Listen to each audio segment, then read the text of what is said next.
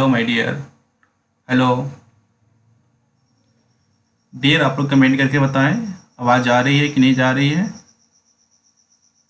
Hello hello my dear, आवाज़ जा रही है कि नहीं जा रही है। कमेंट करके बताएं आप मुझे। Hello my dear. Hello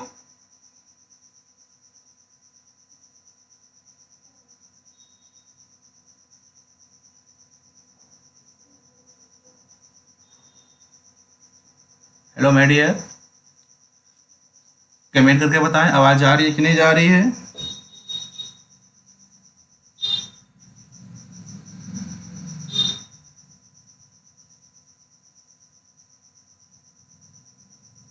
hello hello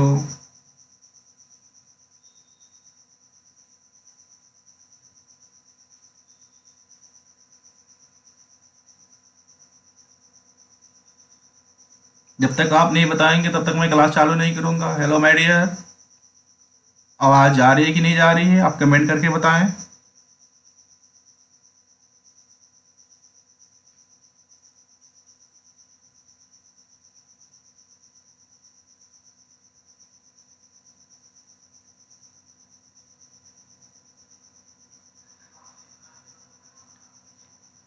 okay, MCQS test इन्होंने जवाब दिया है यस सर, आ रही है। ठीक है।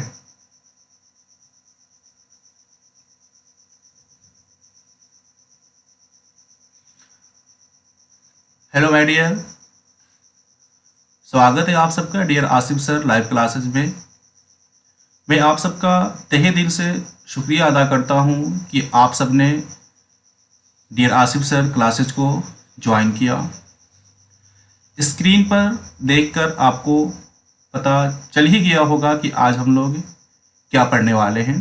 थंबनेल को देखकर आपको पता चल गया होगा कि हम लोग आज क्या पढ़ने वाले हैं। तो आज के क्लास में हम लोग क्लास 10th नन हिंदी का अध्याय 1 तू जिंदा है तो को पढ़ेंगे। तो माय डियर, आप के पास किताब होगी, किताब को ओपन कर लें, कलम और कॉपी भी अपने पास रख लें ताकि क्लास के दौरान में कुछ बातें आपको लिखनी हो तो आप उसको नोट करेंगे। उस समय आपको कॉपी या किताब खोजने की आवश्यकता ना पड़े। तो 2 मिनट में ये सब काम कर लें। और अभी तक कितने आदमी उपस्थित हो गए हैं क्लास में, फटाफट कमेंट करके अपना उपस्थिति हमें बताएं। कमेंट बॉक्स में अपना नाम यस सर, प्रेजेंट सर ऐसे करके कुछ लिखकर अपनी उपस्थिति को मुझे बताएं कि कौन कौन उपस्थित हो चुके हैं। एक बार अपना नाम और उसके साथ में यस सर, प्रेजेंट सर लिख कर भेज दें ताकि मैं आप सबका नाम एक बार लाइव पढ़ दूं।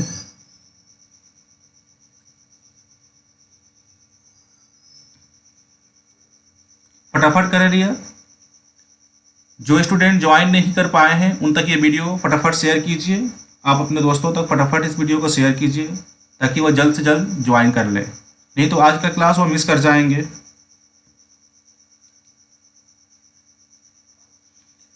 2 से 3 मिनट में इन सभी कामों को आप फटाफट कर लीजिए। कॉपी, एक कलम और किसलय हिंदी जो आपको 8 क्लास का पढ़ना होता है, क्लास 10th के जो नन हिंदी पढ़ने वाले बच्चे हैं वो किताब खोल लें, कॉपी अपने सामने रख लें, कलम भी रखें अपने साथ में। कुछ बातें अगर नोट करनी हो तो वो नोट कर लेंगे।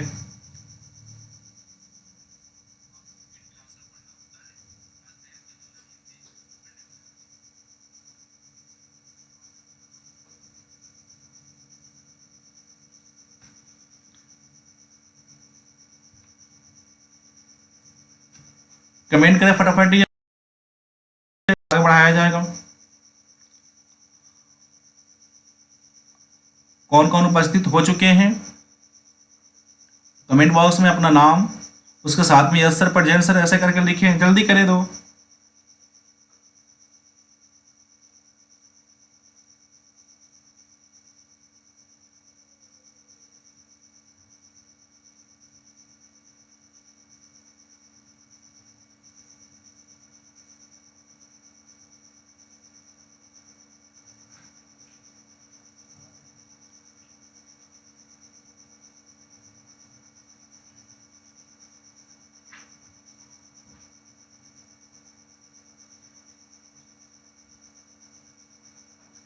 Online MCQS Baby Shabnam Dixit Kumar.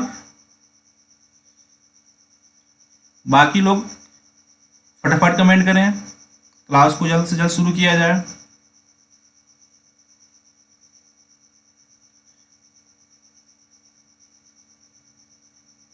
आपके जो दोस्त क्लास में उपस्थित नहीं हैं उन तक ये वीडियो आप फटाफट शेयर कीजिए।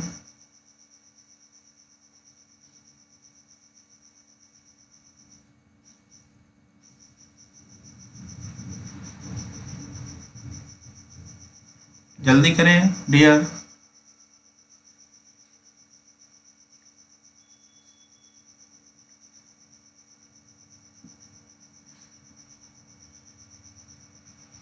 श्रुति कुमारी ज्वाइन कर गई हैं।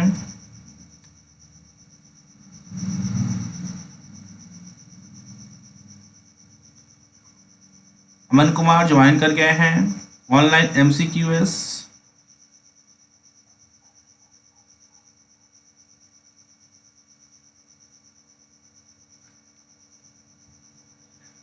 बाकी लोग भी फटाफट कमेंट कर दें।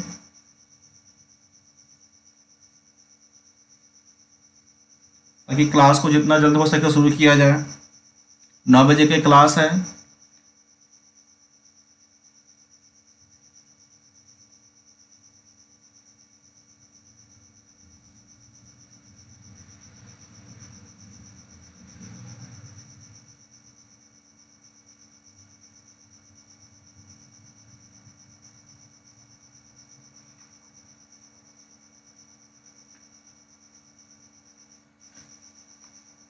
ओके माय डियर, अब क्लास को शुरू करते हैं।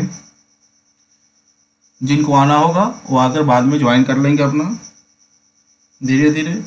तब तक आप वीडियो को शेयर कर दीजिए और कमेंट बॉक्स को अच्छी अच्छी बातों से कमेंट करके भर दीजिए। अगर आवाज़ में कोई समस्या हो तो आप कमेंट बॉक्स में लिख के ज़रूर भेजेंगे। डियर, तो हम लोग क्लास को आगे बढ़ाते हैं। जैसे कि आपने थंबनेल पर देखा,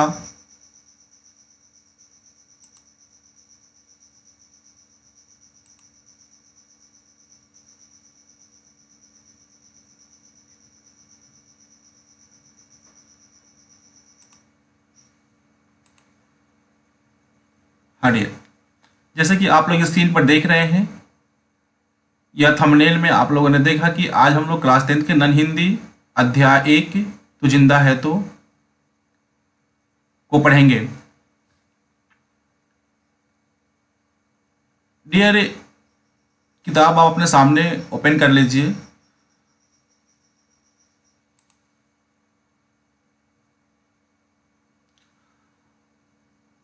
आज जो अध्याय हम लोग पढ़ने जा रहे हैं इसका नाम है तू जिंदा है तो। तू जिंदा है तो किताब आप लोग खोल लिए होंगे। इस तरह का जो है पेज आपके बुक में दिख रहा होगा। ठीक है,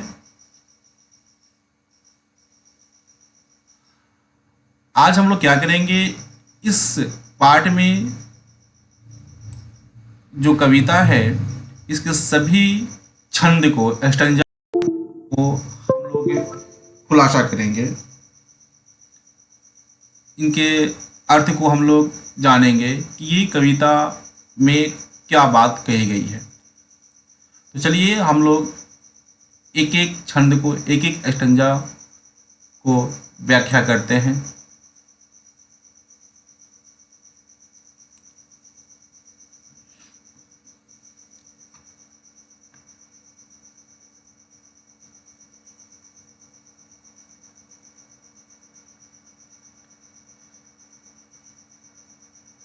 तो आज का अध्याय है हमारा तू जिंदा है तो। इस अध्याय का लेखक है शंकर शैलेंद्र।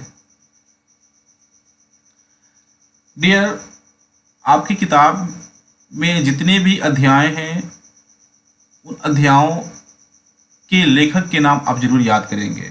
जैसे कि परीक्षा में पूछ देता है तू जिंदा है तो के लेखक कौन है, तो आपको बता देना है शंकर शैलेंद्र या उस पर टिक कर देना है। तो इस बात को आप जरूर याद रखेंगे। चलिए हम लोग इस पाठ के बारे में थोड़ा बहुत हम लोग जानते हैं कि ये पाठ किस पर आधारित है। तो माय डियर, यह कविता गहरे जीवन, राग और उत्साह को प्रकट करती है तथा अतीत के दुखद पलों को भूलकर आशा और जीत की नई दुनिया को स्वागत करने के लिए प्रेरणा देती है। क्या समझे आप? यह कविता जीवन में उत्साह को भरता है।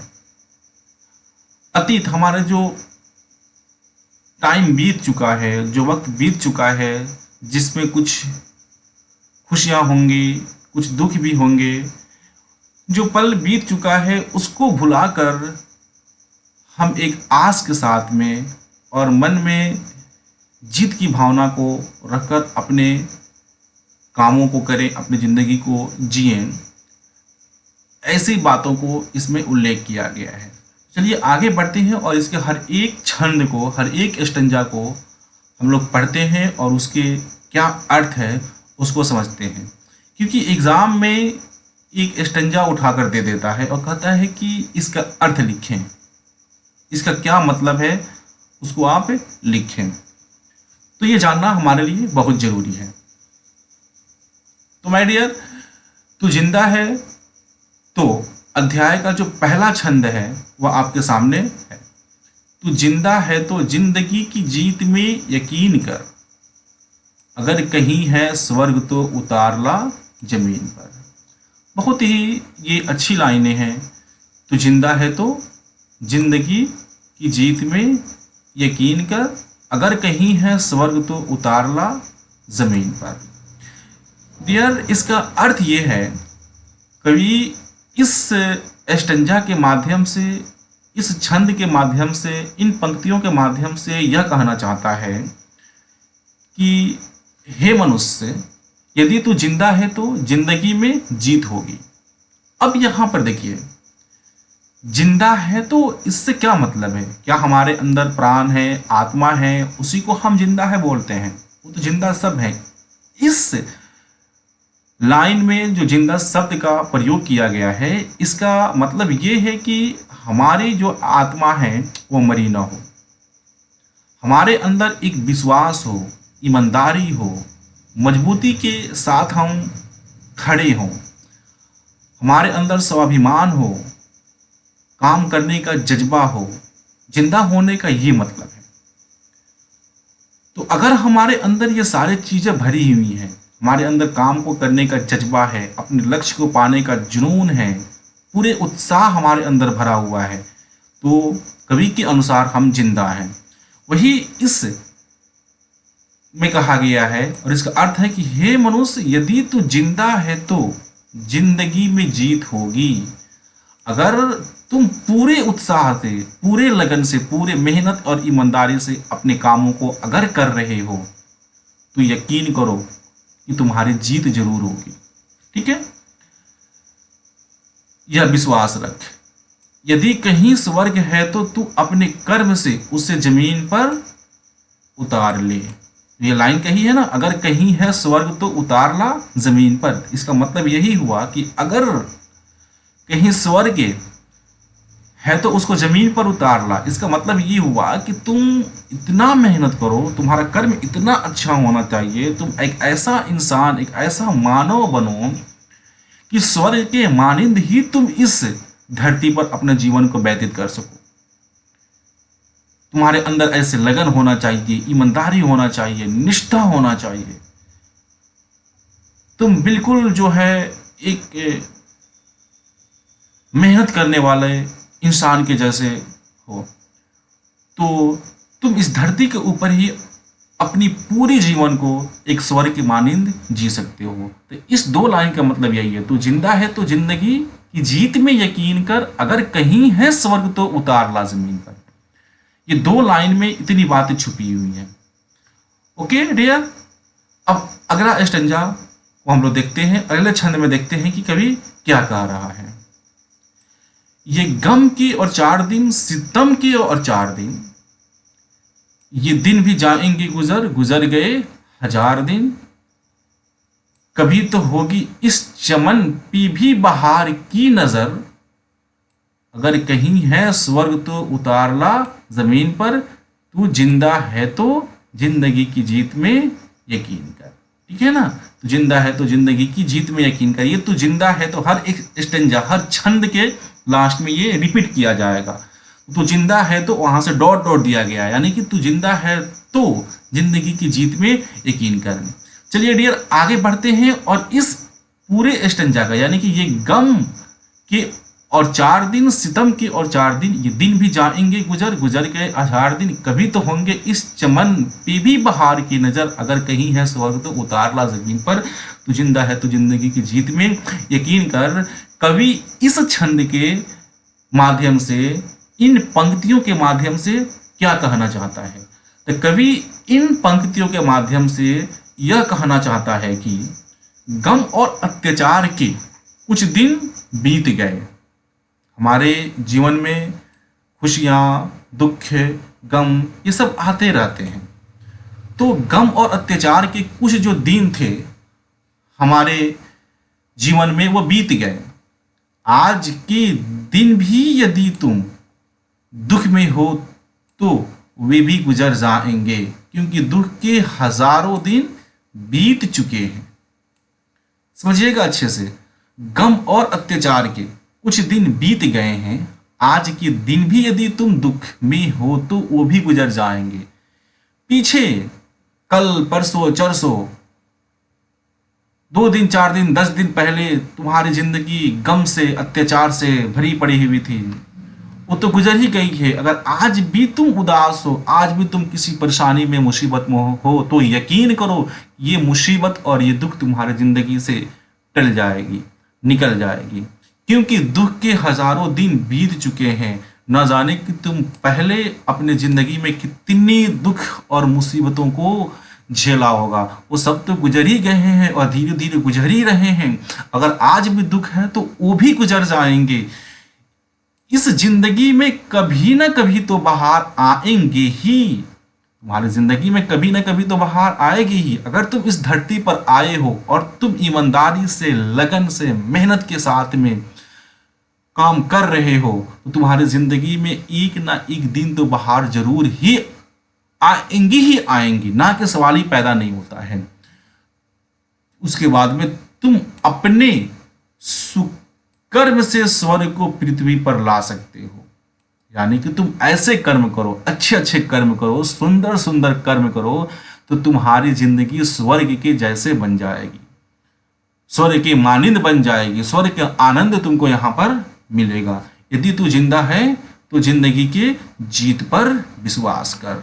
ये पहला ही हम लोग स्टेंजा में पढ़े हैं, यदि तू जिंदा है तो जिंदगी की जीत में यकीन कर। यानी कि तू जिंदा है, तुम पूरे लगन, मेहनत और ईमानदारी के साथ में काम कर रहे हो, तुम्हारे अंदर स्वाभिमान है, तो यकीन करो कि तुम्हारी जीत एक ना एक दिन जरूर तो होगी ही होगी। आज तुम भले ही गम में हो, अत्याचार में हो, परेशानी में हो, मुसीबत में हो, लेकिन कल तुम्हारी जिंदगी जो है खुशियों से भरेगी।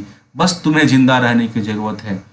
डियर याद रखो, जिंदा के मतलब हमें सिर्फ खाना पीना और अपने अंदर आत्मा को संभाल कर रखना यही जिंदा नहीं है, बल्कि हमारे अंदर स्वाभिमान होना चाहिए, हमारे अंदर जो है ईमानदारी होना चाहिए, पूरे लगन से हम अपने काम को करें, हमारे अंदर एक लक्ष्य होना चाहिए और उस लक्ष्य को पाने के लिए हमारे अंदर तड़प होना चाहिए। तभी हम एक जिंदा दिल इंसान कहलाएंगे कि हाँ हम जिंदा हैं। तो ये 2 स्टेंजा हमारे सामने से गुजरे, जिसका मतलब ये हुआ। डियर अब चलते हैं तीसरा जो स्टेंजा है, तीसरा जो छंद है, उसको हम देखते हैं। आपके सामने किताब है डियर, इसलिए हम जो है स्टेंजा को पढ़कर आगे बढ़े जा रहे हैं। आप अपनी किताब को सामने रखिए और स्टेंजा को बार बार उसको देखते रहिए जब मैं अर्थ बता रहा हूं तो, और उसको अपने मन में रिपीट करते रहिए। यानी स्टंजा को पढ़ते रहिए और जो अर्थ मैं बता रहा हूँ उसको अपने दिमाग में, दिल के अंदर उतारिए और समझिए कि ये जो है पाठ में जो कविता है क्या कह रहा है। इससे बहुत चीज़ हमको सीखने को मिल रहा है डियर। चलिए, जो तीसरा स्टंजा है, इस तीसरा स्टंजा में ये है, सुबह और शाम के रंगे हुए गगन को चूम कर तू सुन जमी गा रही है कब से झूम झूम कर, तू आ मेरा श्रृंगार कर, तू आ मुझे हसीन कर, अगर कहीं है स्वर्ग तो उतार ला जमीन पर, तू जिंदा है तो जिंदगी की जीत में यकीन कर। ये तीसरा जो स्टंजा है, तीसरा जो स्टंजा है, इसमें ये कह रहा है कि सुबह और शाम के रंगे हुए गगन को चूम कर, यानी कि सुबह और शाम लाल रंग से रंगे गगन को, क्योंकि हम देखते हैं सुबह और शाम, सुबह में जब सूरज निकलता है, शाम में और जब सूरज निकलता है तो आसमान में लालिमा छा जाता है। नहीं तो इस लाइन में कवि जो है इस बात को रखा है, इस चीज को इसमें पिरोया है कि सुबह और शाम लाल रंग से रंगे गगन को चूम कर जमीन झूम झूम कर गाती है। यानी कि जब सुबह के वक्त और शाम के वक्त आसमान लाल होता है और एक सुनहरा रंग में दिखाई देता है, वह दृश्य बहुत ही अच्छा होता है, तो जमीन उसको देखकर, हाँ, चूम कर, यानी कि यहाँ पर बहुत सारा मुराद है, मतलब है चूम कर, देख कर बहुत खुश होती है और झूम झूम कर गाती है। यानी कि उसको बहुत मतलब कि अपने दुख के अंदर भी सुख का एहसास होता है ना। पृथ्वी तो बहुत मतलब कि सहनशील है, सहन मतलब क्या करता है, इसके अंदर बहुत सारे चीज़ें हैं, फिर भी ये दुख में रहकर भी सुख का आनंद करता है ना। और कहता है पृथ्वी के आनंदित, यानी कि अर्थात दुख सुख दोनों में ही एक समान रहने वाले आकाश को देखकर पृथ्वी आनंदित हो जाती है। उसी प्रकार हे मानव, आसमान हमारे ऊपर छतरी जैसा हमेशा बना रहता है। दुख हो सुख हो, कितना भी कठिनाइयाँ हो, कितना भी मुसीबतें हो, परेशानी हो, आंधी हो, तूफान हो, हमारे सर के ऊपर छतरी के जैसा लगा रहता है। तो पृथ्वी उसको देखकर गाती है, कह रही है, क्या कह रही है कि देख मानव, देख इंसान, किस तरह ये आकाश, ये आसमान जो हैं हर सुख और दुख में तुम्हारे साथ खड़े हैं, तुम्हारे ऊपर छतरी ताने खड़े हुए हैं।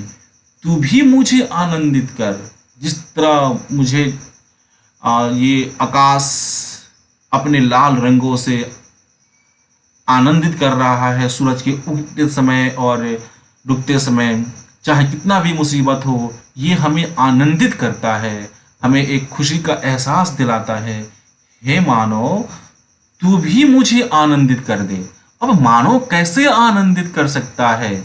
मानव कैसे आनंदित कर सकता है? तो पृथ्वी पर मानव अपने अच्छे अच्छे कर्म, शुभ कर्म से पृथ्वी को आनंदित कर सकता है। मानव पृथ्वी पर ईमानदारी से रहे, अच्छे कामों को, अच्छे कर्मों को अंजाम दे, तो पृथ्वी इसके अच्छे कामों से, शुभ कर्मों से आनंदित हो जाएगी। खून खराबा, लड़ाई झगड़ा आप तो देख ही रहे हैं। तो इन सब से पृथ्वी का कहना है कि मुझे दुख पहुंचता है, तुम अच्छे कर्म करो और हर दुख सुख और मुसीबत में भी तुम डगमगाओ नहीं।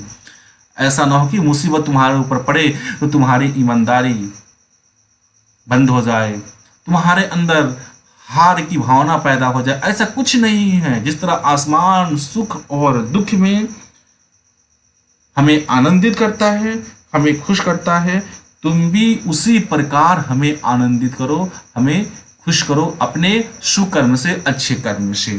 फिर आगे बढ़ते हैं। तो अगर कहीं है स्वर्ग तो उसे उतार कर जमीन पर ला दे, तू जिंदा है तो जिंदगी की सफलता पर भी विश्वास कर। अगर कहीं है स्वर्ग तो उतार ला जमीन पर। इस लाइन का मतलब यानी कि दो लाइनें बार बार रिपीट कर रही हैं। तो आपने अगर पहला स्टेंजा में इसका मतलब समझ गया तो हर स्टेंजा में उसी को आपको नीचे लिख देना। अगर कहीं है स्वर्ग तो उतारला जमीन पर, यानी कि अपने सुकर्मों से, अपने अच्छे कर्मों से अगर पृथ्वी पर कहीं स्वर्ग है तो उसको उतार ला।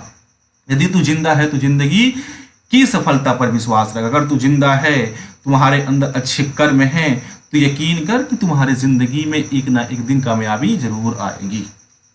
ओके डियर, आप चाहें तो ये जो अर्थ है समय मिल रहा है आपको, आप इसको नोट भी कर सकते हैं। मैं बीच में आपको कुछ देर समय दे देता हूं। जैसे कि अभी आपका ये अर्थ है, तीसरा स्टेंजा है, आप इसको नोट कर लें। हाँ, या फिर इसका जो है स्क्रीनशॉट ले लें आप, बाद में आप उसको नोट कर सकते हैं। अब चलते हैं अगला स्टेंजा पर। इस चौथा स्टेंजा है इस कविता का। हजार भेष धर के आई मौत तेरी द्वार पर। हजार भेष यानी कि रूप धर के आई मौत तेरे द्वार पर, मगर तुझे न छल सकी चली गई वो हार कर। नई सुबह के संग सदा तुझे मिली नई उम्र। अगर कहीं है स्वर्ग तो उतारला जमीन पर।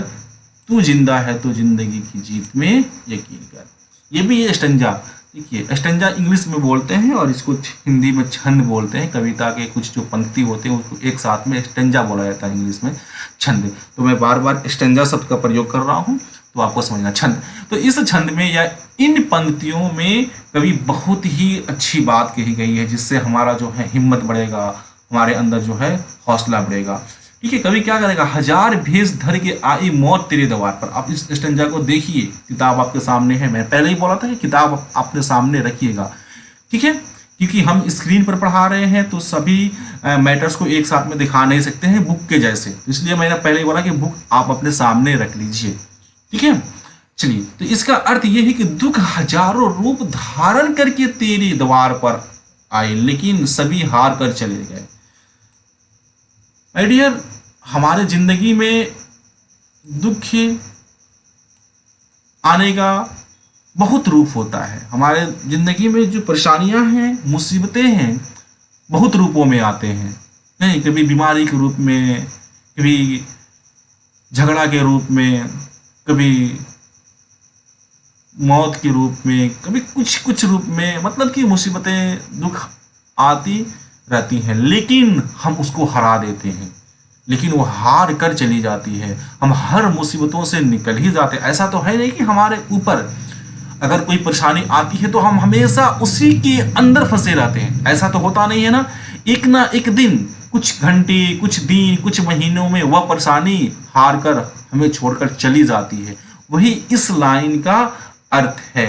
हाँ, दुख हजारों रूप में धारण कर तेरे द्वार पर आए, लेकिन सभी हार कर चले गए। एक दुख नहीं बल्कि कईयों दुख तुम्हारे जीवन में आए और सब के सब हार कर चले गए।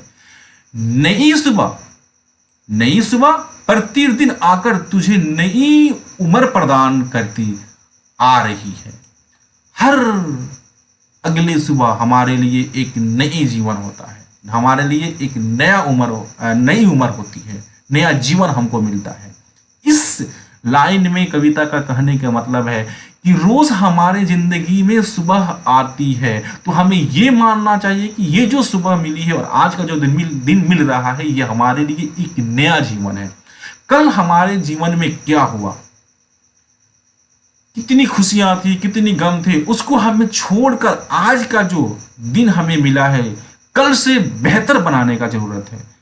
कल हमने क्या किया, कैसे अपने पूरी जिंदगी को बिताया, उसको भूल कर बल्कि कल से और बेहतर क्या करें कि हमारी जिंदगी कल से और बेहतर हो जाए। इस बातों पर हमें ध्यान रखना चाहिए। वही कह रहा है इस लाइन में, नई सुबह प्रतिदिन आकर तुझे नई उम्र प्रदान करती है।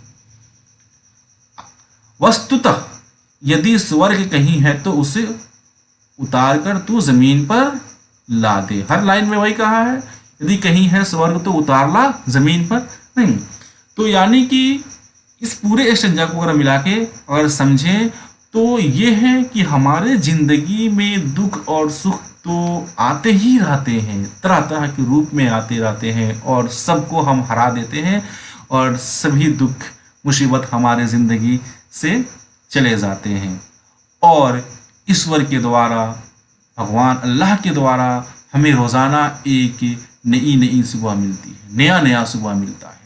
तो हमें ये समझना चाहिए कि ये जो सुबह हमको मिला है, ये आज का जो दिन मिला है, ये हमारा जो है एक नई उम्र है।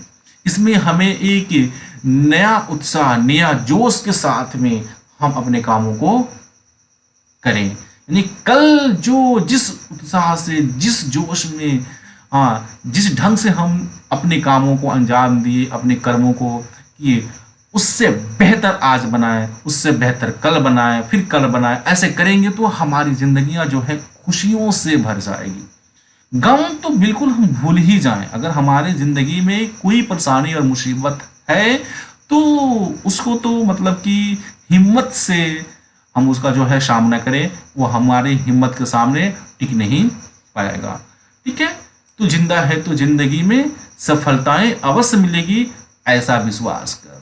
ये लाइनें जो है ना हमें अच्छी बहुत लग रही है और ये हमें बहुत कुछ जो है सिखाने को दे रहा है। तो एक लाइन, लेकिन ये लाइन, तू जिंदा है तो जिंदगी में सफलताएं अवश्य मिलेगी, ऐसा विश्वास रख। यानी कि हम जिंदा हैं तो हमें ये विश्वास रखना चाहिए, आज नहीं तो कल, कल नहीं तो परसों, कभी ना कभी तो हमारी जिंदगी में सफलता तो जरूर आएगी, सफलता हमारी कदम को चूमेगी। बस जरूरत ये है कि हमें जिंदा रहना है, अपने दिल को जिंदा रखना है। हमारे जीवन में किसी भी प्रकार के कोई असभ्य काम ना हो, हमारे जो काम हो बिल्कुल अच्छे हो, सुंदर हो, हमारे जो जीवन हो बिल्कुल सुकर्म से भरा हुआ हो, अच्छे अच्छे कामों से भरा हुआ हो। तो यकीन करो कि तुम्हारे जीवन में एक दिन सफलताएं जरूर आएंगी, सफलताएं तुम्हारे कदम को जरूर चूमेंगी। तो डियर, ये जो जितने भी छंदी, जितने भी लाइनें हमारे सामने से गुजर रही है, हर लाइन अपने आप में बहुत ही महत्वपूर्ण है। और ये सिर्फ पढ़ने की दृष्टि से नहीं डियर, एग्ज़ाम तो आएगा आपकी ज़िंदगी में, न जाने कितने एग्ज़ाम आप दिए हैं और आने वाले टाइम में भी न जाने आप कितने एग्ज़ाम देंगे। शिक्षा तो हमारी ज़िंदगी का एक हिस्सा है ही है, बिना शिक्षा के हमारा जीवन तो अधूरा ही है।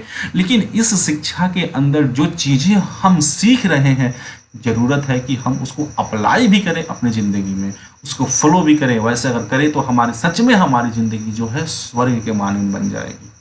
लगेगा कि स्वर्ग ज़मीन पर ही आ गया है, हम स्वर्ग में ही हैं। एक आदमी नहीं बल्कि हर एक आदमी को ये करना होगा। हम तो और जो है एजुकेशन लाइन में है, शिक्षा ले रहे हैं, हमें तो इस पर और ध्यान देना चाहिए। अगर हम ही मुर्दा दिल हो जाएंगे तो फिर हमारे अंदर और एक अनपढ़ है जाहिल गवार में क्या फ़र्क रह जाएगा। तो डियर, आज जो ये लाइन से आप सीख रहे हैं, कोशिश करना है कि आप अपने अंदर जो है हिम्मत रखें और अपने दिल को जिंदा रखें। ओके, आगे बढ़ते हैं डियर। अगला जो स्टेंजा है, शायद ये 5वां स्टेंजा होगा। कह रहा है कि हमारे कारवां को मंजिलों का इंतजार है, ये आंधियों, ये बिजलियों की पीठ पर सवार है।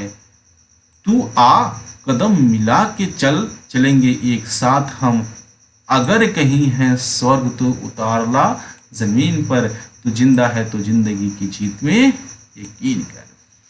देखिए, इस स्टेंजा में कह रहा है कि हमारे कारवां को मंजिलों का इंतजार है। कारवां के मतलब होता है काफिला, इंसान का ग्रुप, समूह, है ना। तो कवि कह रहा है इसमें कि हे मानव, हमारे जो काफिला है, मानव का जो समुदाय है, हम समुदाय में ही रहते हैं।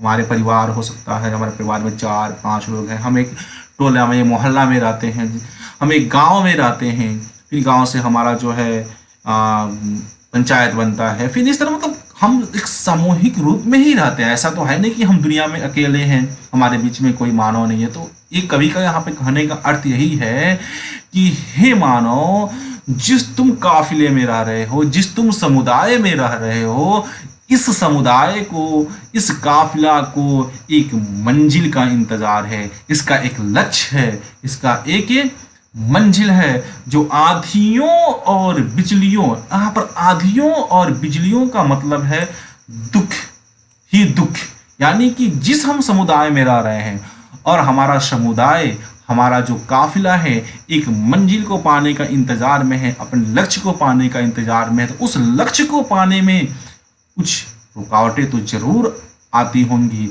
इसी को यहाँ पर आंधियाँ और बिजलियों से मतलब कि संबोधित किया गया है, इसको बताया गया है यहाँ पर, जिसको इसका मतलब दुख और ही दुख होता है।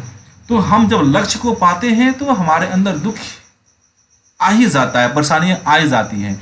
तो जो मंजिल को हम पाना चाहते हैं, ये दुख के, ये मुसीबतों के पीठ पर सवार होकर आगे बढ़ रही है, इसको चीरते हुए फाड़ते हुए अपने मंजिलों की ओर तो जा रही है, लेकिन तू जो है अकेला बैठा हुआ है अपने जो है मुर्दा दिली की वजह से। वही कवि यहाँ पे कह रहा है, आ तू भी बढ़ो और कदम से कदम मिलाकर चलाओ।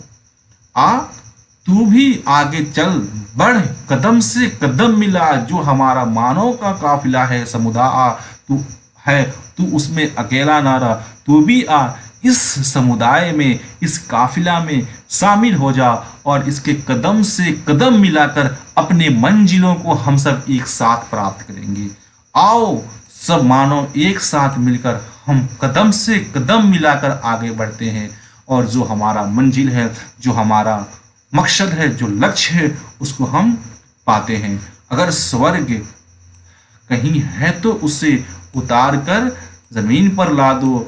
यदि तू जिंदा है तो जिंदगी में सफलता अवश्य मिलेगी, ऐसा विश्वास रखिए। यदि तू जिंदा है तो, अगर जिंदा नहीं है, मर गया है, तुम्हारे अंदर जमीर नहीं बचा है, स्वाभिमान तुम्हारे अंदर नहीं है, हिम्मत नहीं है, तुम्हारे अंदर किसी लक्ष्य को पाने का ललक नहीं है, हौसला नहीं है, तो समझ तू जिंदा नहीं है, तू मुर्दा है, तू मुर्दा, तू जिंदा एक लाश है।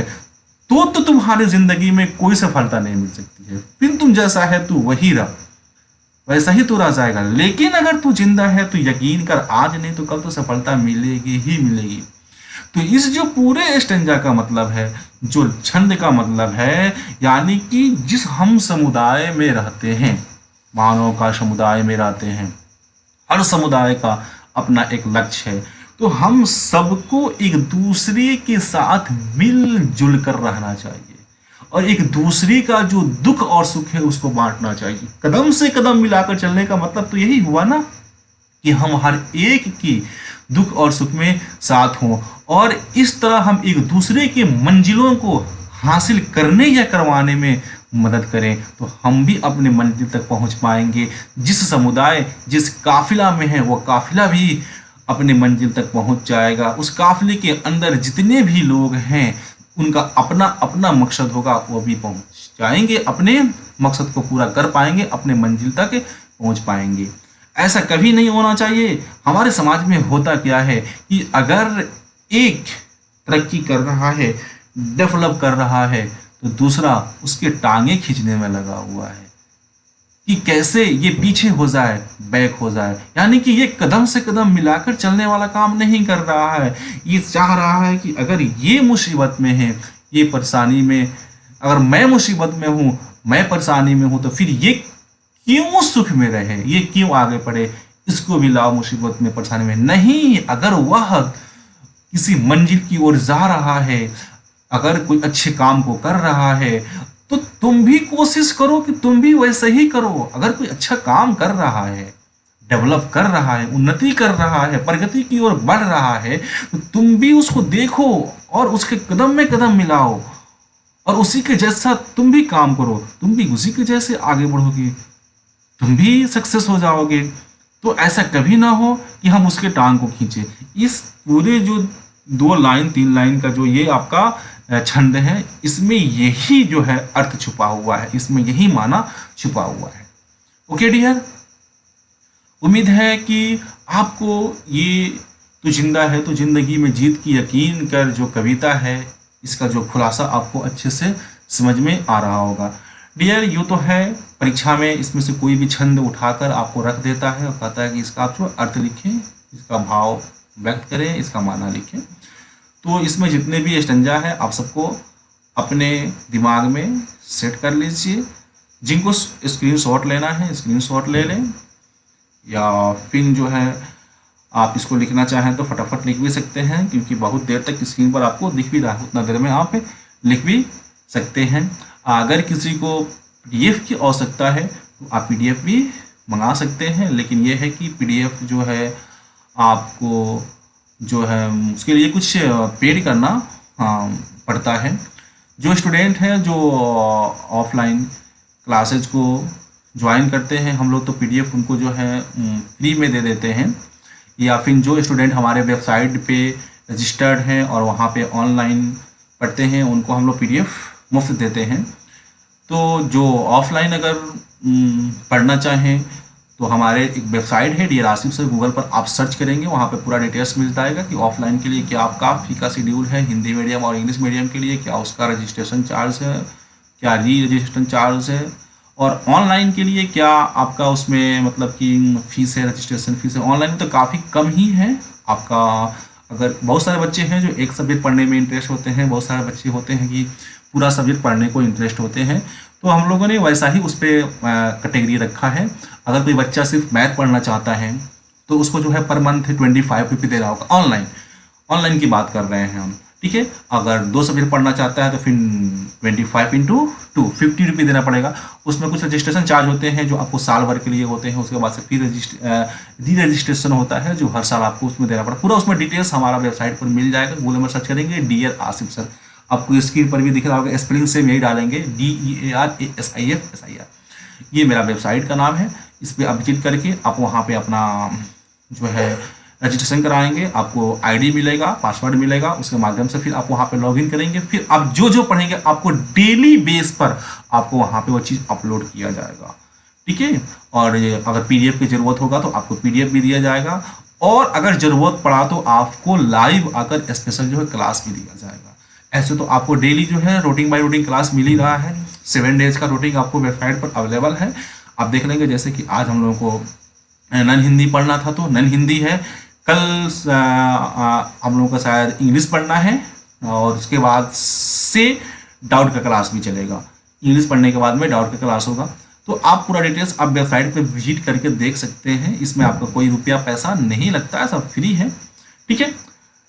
मुझे तो लगता है कि आप अगर ये मेरा जो है लाइव क्लास अगर आप डेली देखते रहें तो आपको फिर किसी पीडीएफ वगैरह की ज़रूरत नहीं पड़ेगा। अगर फिर भी आपको लगता है कि हम पीडीएफ लें तो हम तो कहेंगे कि पीडीएफ लेने से बेहतर है आप हमारे ऑनलाइन क्लासेस को जो है देखते रहिए लाइव है, और वेबसाइट पे आप आकर रजिस्ट्रेशन करा लीजिए, और ऑनलाइन जो है सर्विसेज उसका है आप लेते रहिए। आप 1 सब्जेक्ट का लीजिए, 2 सब्जेक्ट का लीजिए, चाहे और सब्जेक्ट का लीजिए। पर मंथ 1 सब्जेक्ट का 25 रुपये आपका जो है ऑनलाइन क्लास के लिए होता है। और ऑफलाइन के लिए तो बहुत भी चीप ही है, हिंदी मीडियम के लिए तो काफ़ी चीप है, 200 रुपये है, और इंग्लिश मीडियम के लिए वहाँ पे 500 रुपये है, 200 रुपये है, 300 रुपये है, क्योंकि हम लोग क्लास 1 से लेकर 12 तक जो है ऑफलाइन क्लासेस कराते हैं। तो उसके हिसाब से वहाँ पर जो है फी डिटेल्स है, आप विजिट करेंगे पूरा पता आपको वहाँ पे मिल जाएगा, ठीक है डियर। तो बीच बीच में अगर आवाज़ अगर डिस्टर्ब हो रहा हो तो आप हमें कमेंट करके बता सकते हैं, मैं अपने आवाज़ को ठीक करने की पूरा कोशिश करूँगा। ऐसे तो आवाज़ ठीक ही जा रही होगी, ठीक है डियर। तो अगला स्टेंजा की ओर हम लोग बढ़ते हैं।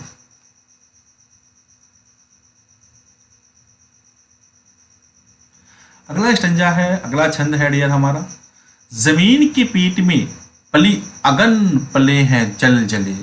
जमीन की पीठ में पली अगन, अगन मतलब आग, जमीन की पीठ में पली अगन पले जल जले। टिके न टिक सकेंगे भूख रोग के स्वराज्य, मुसीबतों के सर कुचल चलेंगे एक साथ हम। अगर कहीं है स्वर्ग तो उतारला जमीन पर, तू जिंदा है तो जिंदगी की जीत में। इस जो छंद में है, कहने का मतलब है कि जमीन के पेट में पली अगन पले हैं जल जले। हम सब जानते हैं कि जमीन के नीचे आग है, गर्म गर्म लावे हैं, चट्टान है, पठार है, पत्थर है, गर्म पानी है, ना जाने क्या क्या समाया हुआ है धरती के अंदर, धरती के गर्भ में, जमीन के गर्भ में, ये सब छुपे हुए हैं। लेकिन फिर भी ये धरती कभी घबराती नहीं है ना। अर्थ में देखिए, जमीन के गर्भ में आग और भूकंप दोनों पलते हैं, लेकिन धरती माँ कभी घबराती नहीं है। यानी कि धरती के गर्भ में आग, भूकंप, ज्वालामुखी, बहुत सारे चीजें हैं, फिर भी धरती तनिक भी नहीं घबराती है, अटल है, खड़ी है और अपने कामों को कर रही है। ठीक उसी प्रकार कर रहा है, उसी प्रकार भूख, बेकारी, बेरोजगारी रूपी रोग का अपना राज्य स्वराज्य भी नहीं टिक सकेंगे। यानी कि हमारे जिंदगी में क्या है, भूख से हम परेशान हैं, बेकारी है हमारे जिंदगी के अंदर, बेरोजगारी है हमारे जिंदगी के अंदर, हम इससे परेशान हैं, हमारे पास खाने के लिए कुछ नहीं है तो हम इससे परेशान हैं, यही है ना। हमारे पास पहनने के लिए कपड़े नहीं है, इससे परेशान है। अपने बच्चों को अच्छी शिक्षा देने के लिए पैसे नहीं है, साधन नहीं है, इससे परेशान है, क्योंकि हमारे पास बेकारी है, बेरोजगारी है। तो कह रहा है कि जमीन हर मुसीबत में खड़ी है, घबराती नहीं है। ठीक उसी प्रकार तुम्हारे साथ भी मुसीबतें हैं, मैं समझ रहा हूँ। कभी कभी कहने का मतलब है कि तुम्हारी जिंदगी में भूख है, हो सकता है कि तुम एक वक्त खाना खाते हो, एक वक्त भूखे सोते हो, तुम्हारी जिंदगी में बेकारी है, मुसीबतें हैं।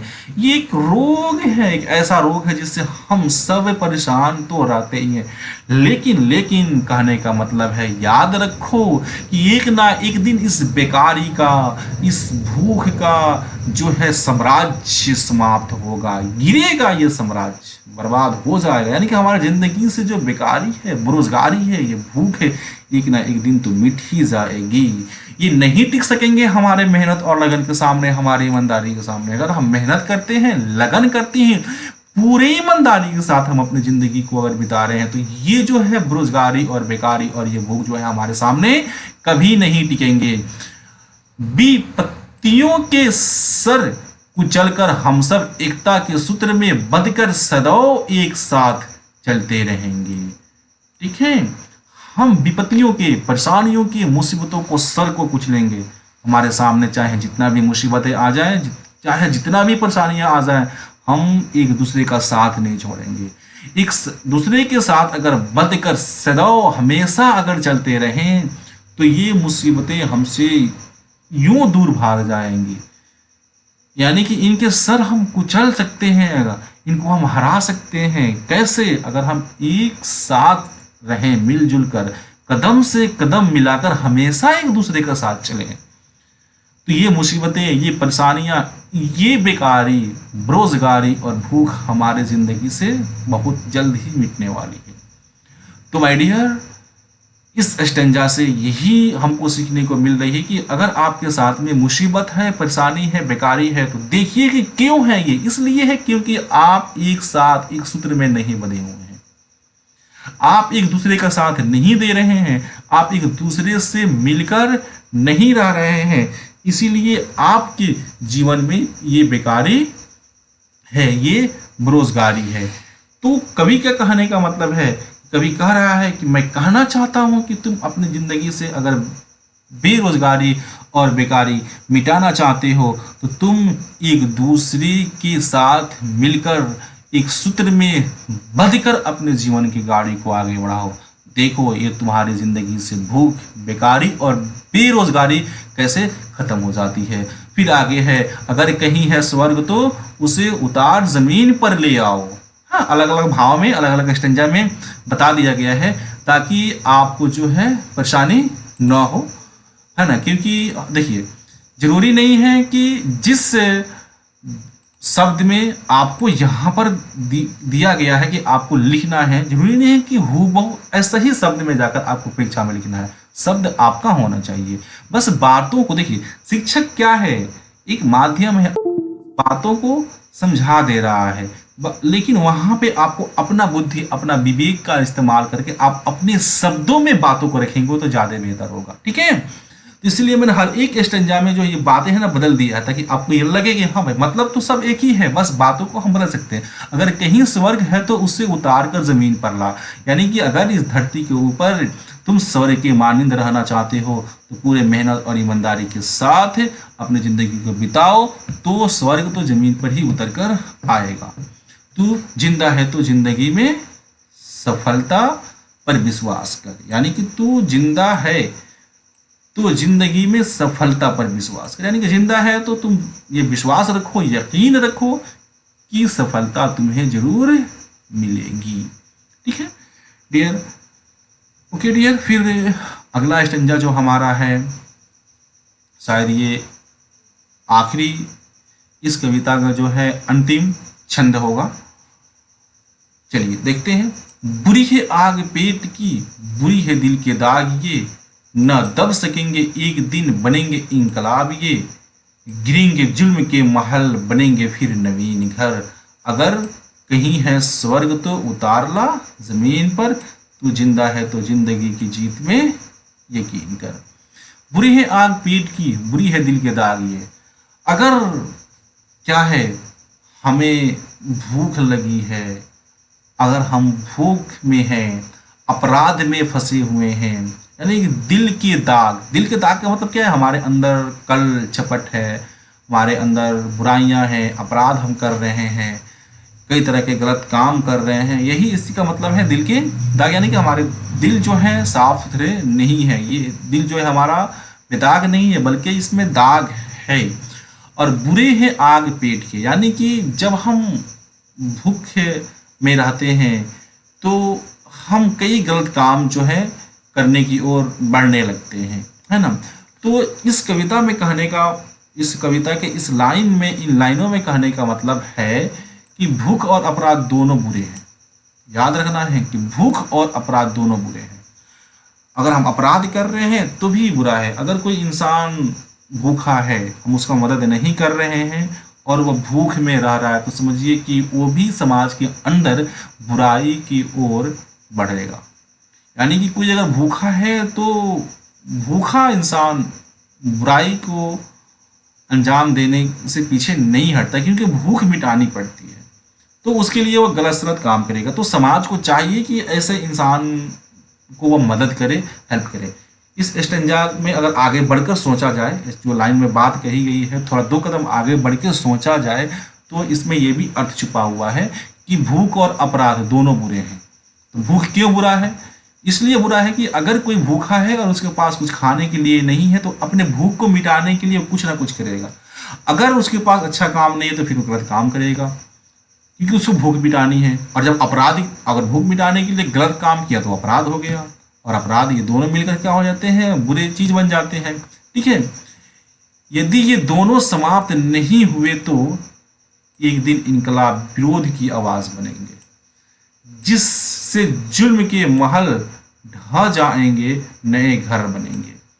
अगर हम भूख को और अपराध को मिटाने की कोशिश नहीं करते हैं, अगर ये नहीं समाप्त होता है हमारे समाज के अंदर से, भूखमरी अपराध ये अगर नहीं समाप्त होता है तो समझिए कि इंकलाब पैदा होगा, चारों ओर विरोध ही विरोध होगा, विरोध ही विरोध होगा। ठीक है, अब कहता है कि अगर हम इसको चाहते हैं कि ये हो जाए, खत्म हो जाए भूख और अपराध, तो हमें जुल्म के महल को ढाने होंगे, जिससे जुल्म के महल ढह जाएंगे। यानी कि जब इंकलाब पैदा होगा तो जुल्म के महल ढहेंगे, नए घर बनेंगे, यानी कि नई जो है आशा की किरणें हमें दिखेंगी, अर्थात शांति का माहौल बनेगा।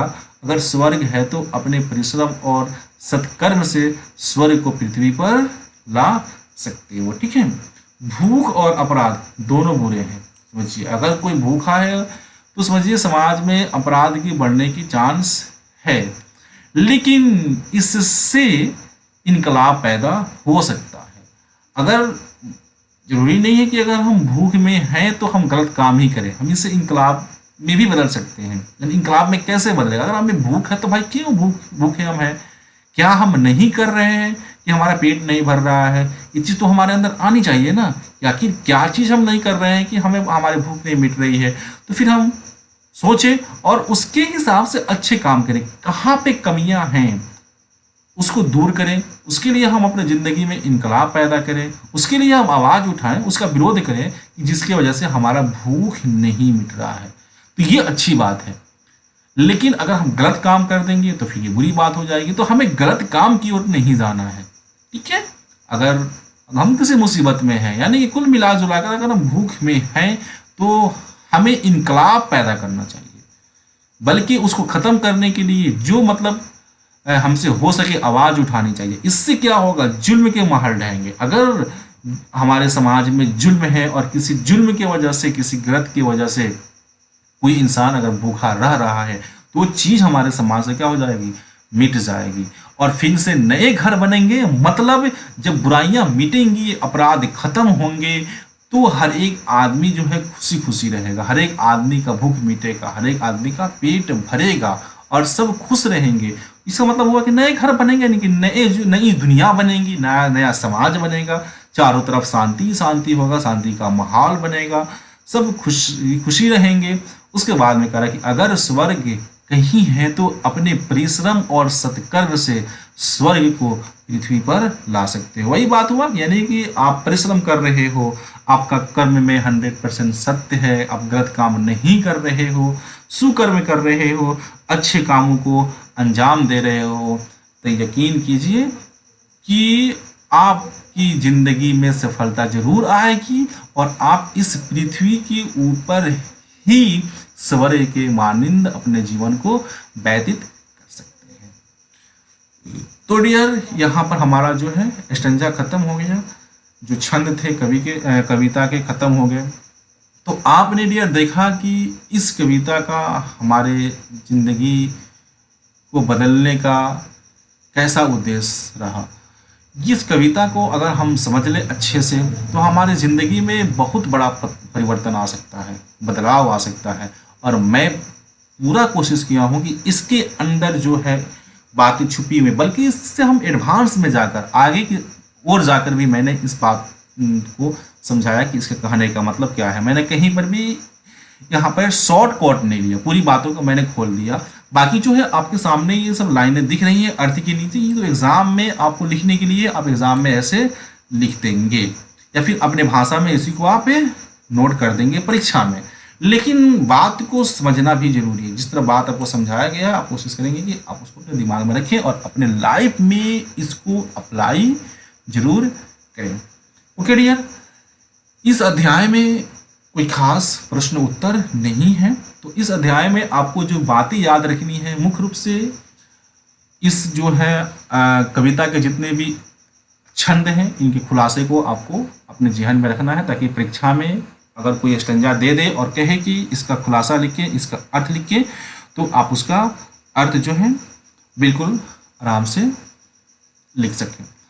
उसके बाद में इस जो तू जिंदा है तो जिंदगी में जीत का यकीन कर, इसका रचयिता कौन है, इसका लेखक कौन है, उनका नाम भी आपको याद रखना है।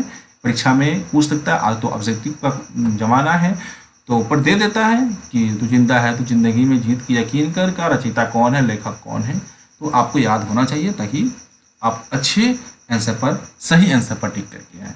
उसके बाद में नीचे जो है गतिविधियाँ वगैरह है, जैसे कि अपने कक्षा में समूह के साथ स्वरगान कीजिए। तो ये परीक्षा की दृष्टि से नहीं है, परीक्षा में ये नहीं आने वाला होता है, बल्कि आप इसको गाइए अपने दोस्तों के साथ में विद्यालय में। ठीक है डियर, तो इस पार्ट में इतना ही है इसमें, और इसमें आगे देखते हैं, इसका बुक थोड़ा सा हम देखते हैं, चलते हैं। तो इसमें ये है, नीचे कुछ ग्रामर भी दिया हुआ है। तो जब हम लोग ग्रामर का क्लास करेंगे, हिंदी व्याकरण का जब हम लोग क्लास करेंगे, तो उसमें हम उसको कवर करा देंगे, जैसे तत्सम, तद्भव, देशज और विदेशज, ऐसे करके इसमें कुछ है।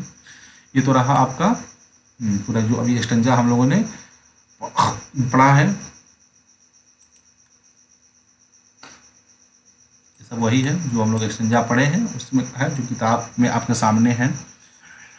अब है कि वही इसका, हाँ डियर देखिए, शंकर शैलेंद्र तो ठीक है, आपको याद रखना, ऊपर भी आपको लिखा हुआ था। शंकर शैलेंद्र इस पाठ के लेखक हैं, इस कविता के लेखक हैं। इसमें जो शब्दार्थ दिया गया है ये आप याद रखेंगे, इसको जरूर याद कर लेंगे। मैं तो कहूँगा आज के आज याद कर लीजिए। आज का काम कल पे न टालिए, क्योंकि कल आपको कुछ और मिलने वाला है, कल कुछ और मिलने वाला, फिर कल कुछ और मिलने वाला है। तो फिर आज का काम कल पे टालिएगा तो कल का काम कब कीजिएगा? ऐसे टालते रहिएगा तो फिर आप मतलब कि सफल नहीं हो पाइएगा उतना। तो ये मैं कहूँगा कि आप आज की आज ये जो आपका ये दिख रहा है सब शब्दार्थ, ये सब आपको याद कर लेना है, क्योंकि परीक्षा में ऑब्जेक्टिव क्वेश्चन में क्या दे देगा हम नहीं कह सकते हैं, क्योंकि ऑब्जेक्टिव टाइप क्वेश्चन है, दे देगा यकीन का अर्थ होता है और नीचे 4 ऑप्शन दे देगा, 3 गलत और 1 सही। भरोसा नहीं, बहार, चमन, जुल्म, श्रृंगार, कारवां, जमी, अगन, जल जले और स्वराज, सबका अर्थ दिया हुआ है, आपके बुक में है, उसको आप लिख लीजिए। अगर किसी के पास बुक नहीं है तो इसका पीडीएफ भी मेरे पास है, आप वो मंगा सकते हैं पीडीएफ में। इस बुक का पीडीएफ जो है आपको फ्री में आपको भेजा जा सकता है। आप व्हाट्सएप पर जो है लिख के भेज देंगे। अब व्हाट्सएप नंबर आपको पता नहीं है तो मेरे वेबसाइट पर जाइए, वहाँ पर जो है व्हाट्सएप का ऑप्शन दिया होगा, वहाँ पे कर लीजिए, या फिर मेरा नंबर आप अगर चाहें तो लिख भी सकते हैं। बेहतर होगा कि आप चले जाएं वेबसाइट पर, वहीं से पूरा आपको गाइडलाइन मिल जाएगा। वेबसाइट से आप जुड़िए, वेबसाइट पर हर तरह के अपडेट आपको दिया जाता है।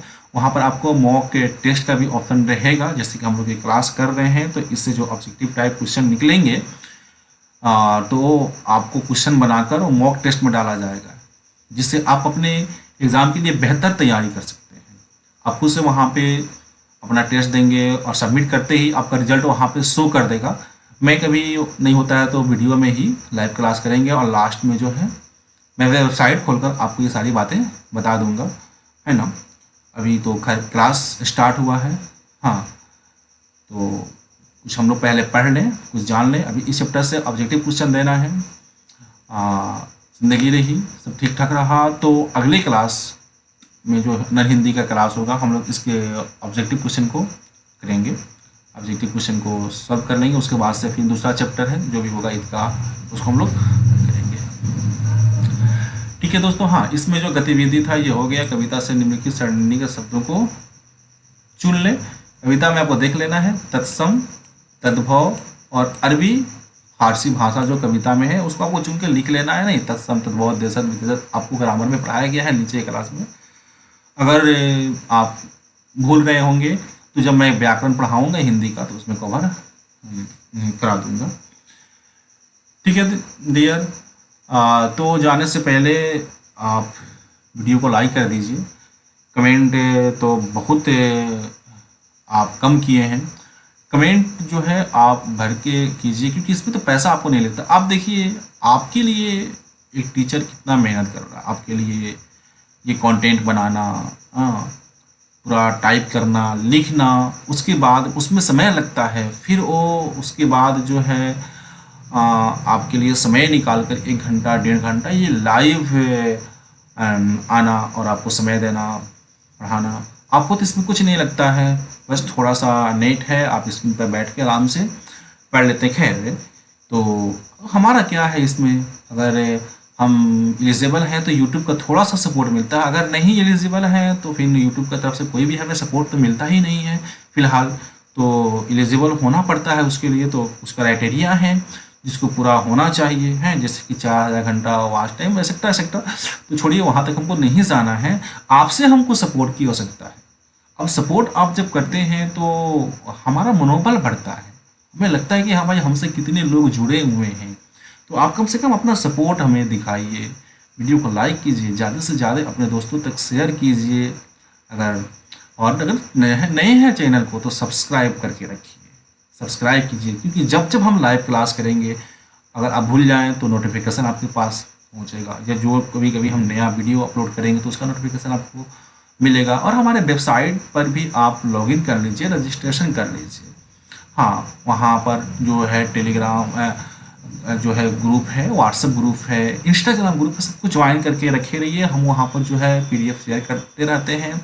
या ऑब्जेक्टिव टाइप क्वेश्चन जो होता है वहाँ पे हम लोग शेयर करते हैं बच्चों को प्रैक्टिस करने के लिए, बच्चे प्रैक्टिस करते हैं। बाकी आपका लाइव क्लासेस हो रहा है, वेबसाइट है, हमें नहीं लगता है कि आपको पढ़ाई में किसी प्रकार की कमी करना चाहिए। जो बच्चे अगर ऑफलाइन क्लास कर रहे हैं तब तो ऑफलाइन भी क्लास कर रहे हैं, और ऊपर से आपका ये ऑनलाइन क्लास भी मिल जा रहा है, वेबसाइट है, आप जब भी चाहें 24/7 आप हमसे व्हाट्सएप पर सपोर्ट ले सकते हैं किसी भी प्रकार का। हमने डाउट का भी क्लास रखा है हफ्ता में एक बार, थर्सडे को जो है डाउट का क्लास रखा गया है। आप डाउट क्लास होने से 48 घंटा पहले आप अपने क्वेश्चन को सबमिट कर दें। वेबसाइट पर जाएंगे, वहाँ पे आस्क डाउट का ऑप्शन मिल जाएगा, ठीक है, आस्क डाउट का ऑप्शन मिल जाएगा, आप वहाँ पे क्लिक करके अपने प्रश्न को वहाँ पे सबमिट कर सकते हैं। अगर आप इजाज़त दें और आप सब जो है हमें 5 मिनट का समय दें तो मैं आपको बता दूं कि डाउट का जो है क्वेश्चन आप कैसे सबमिट करेंगे, ठीक है।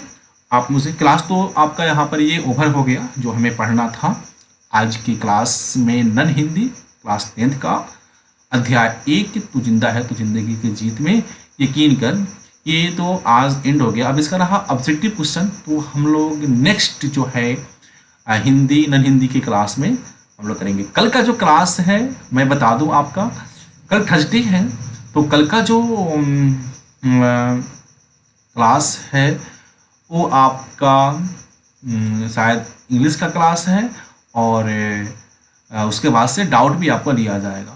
तो चलिए मैं आपको बता दूं कि आप वेबसाइट पर कैसे विजिट करेंगे और कैसे वहाँ पे सारी कामों करेंगे। पूरी बात तो नहीं बता पाऊंगा, फिलहाल आज बताता हूँ कि कैसे आप आस्क डाउट करेंगे, अपने डाउट को कैसे सबमिट करेंगे, ताकि डाउट की क्लास में आपका जो है डाउट सबसे पहले सॉल्व किया जाए, ठीक है।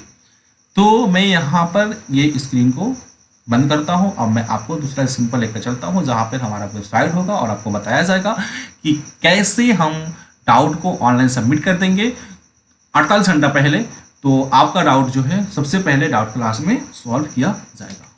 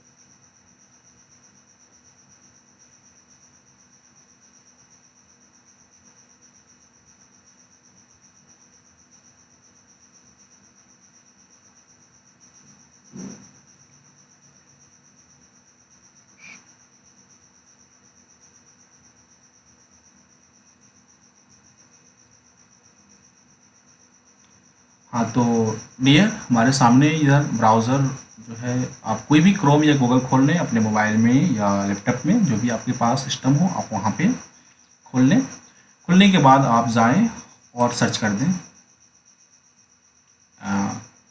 आप वही डियर आसिफ सर सर्च करें, स्पेलिंग डालें DEAR, डियर ASIF कंटिन्यू भी टाइप कर सकते हैं या फिर स्पेस देकर, जैसे कि DER डियर स्पेस फिर ASIF स्पेस, ऐसे भी कर सकते हैं, या कंटिन्यू डियर आसिफ सर लिख दें और इंटर का बटन दबा दें।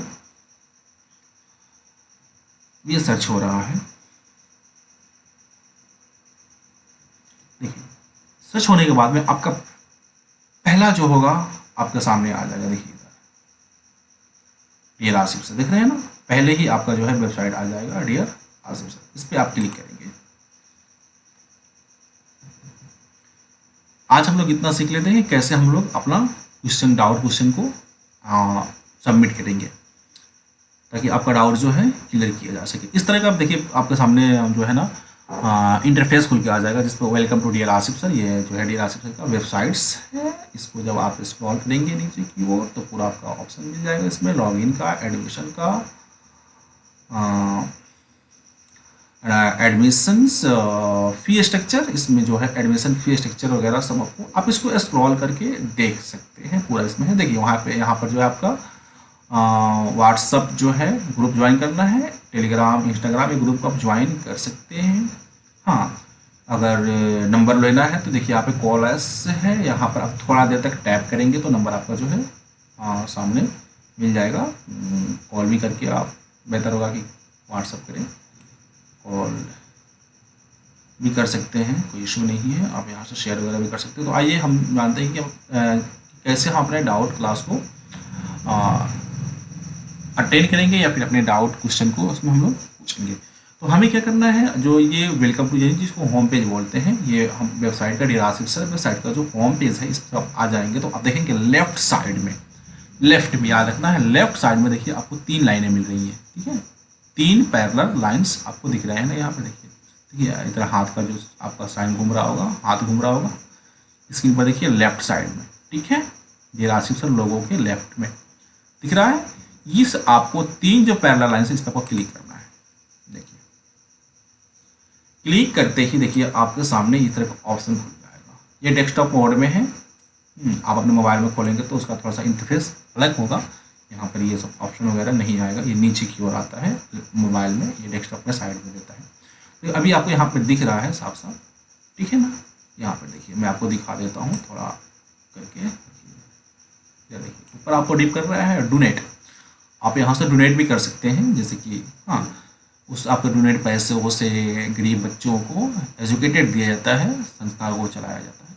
तो खैर वो हमारा विषय नहीं है, हमारा है आस्क डाउट। नीचे देखेंगे तो होम है, 10th मॉक टेस्ट है, लाइव क्लासेस यहाँ पे रूटीन दिया हुआ है, लाइव क्लासेस से आप यहाँ से अपना रूटीन देख सकते हैं, कौन से दिन क्या क्या करना है।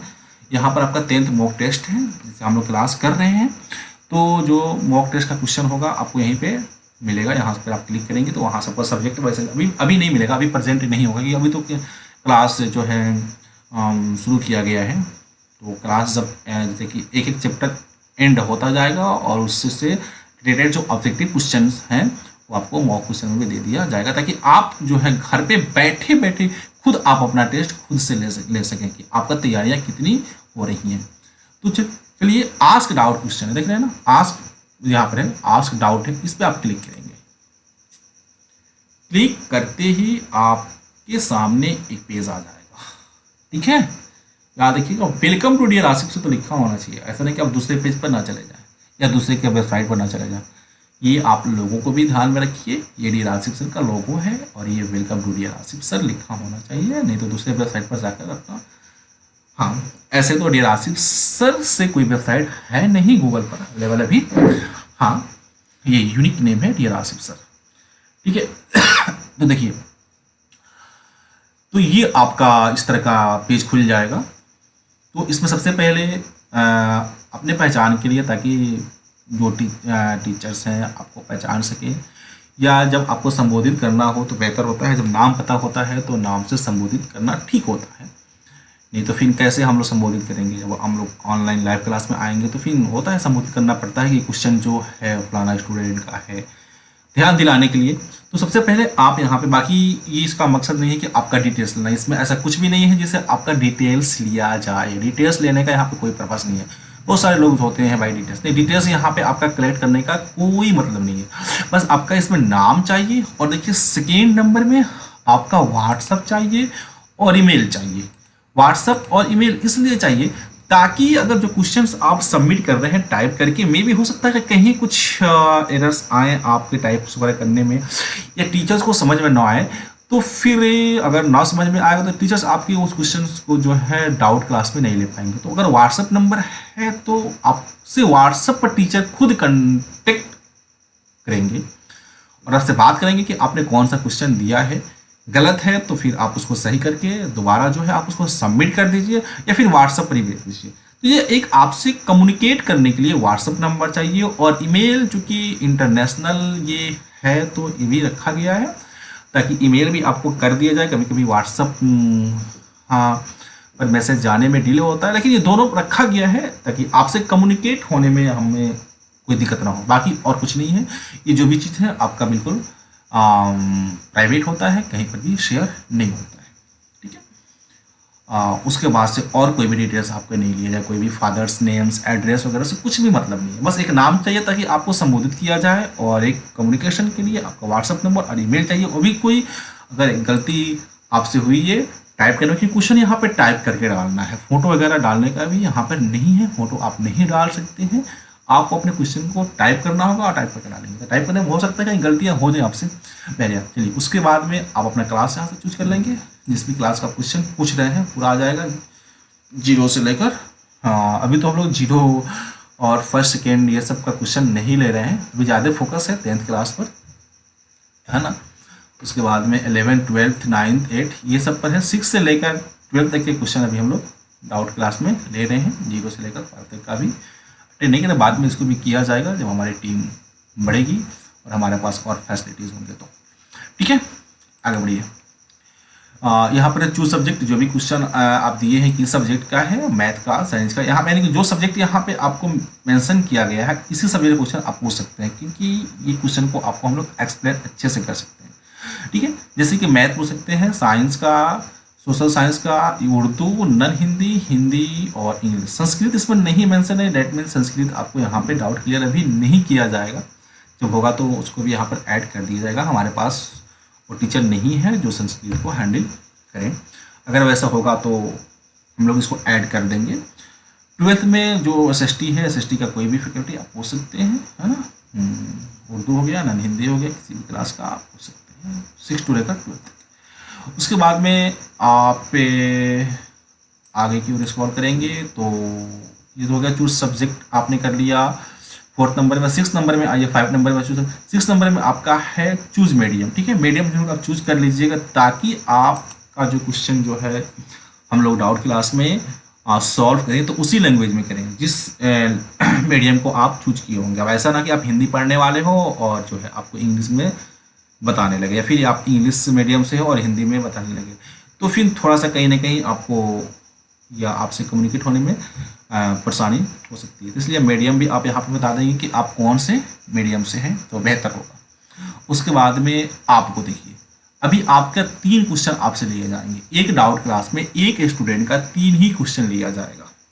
अब भी बाद में फिर उसको बढ़ाया जाएगा, आप देखेंगे। अभी 3 क्वेश्चन आप यहाँ पे टाइप कर सकते हैं, जैसे कि योर फर्स्ट क्वेश्चन, आप यहाँ पे फर्स्ट क्वेश्चन अपना टाइप कर देंगे अच्छे से बढ़िया से, जो भी क्वेश्चन होगा। फिर यहाँ पे आप सेकेंड क्वेश्चन टाइप करेंगे और यहाँ पे थर्ड क्वेश्चन। बस थर्ड क्वेश्चन करने के बाद में आप यहाँ से सबमिट करेंगे। सबमिट करने के बाद में आपके पास वो लिख कर आ जाएगा कि thanks your forms have successfully submitted. बस आपको वहाँ से बैक हो जाना है। आपका क्वेश्चन जो है सबमिट हो जाएगा। आपका क्वेश्चन सबमिट होते ही तुरंत आपको उसको ले लिया जाता है और फिर नेक्स्ट जो भी आपका क्लास होगा डाउट का उसमें उसको सॉल्व कर दिया जाएगा। आप उसको ज्वाइन करके आप उसको देख सकते हैं।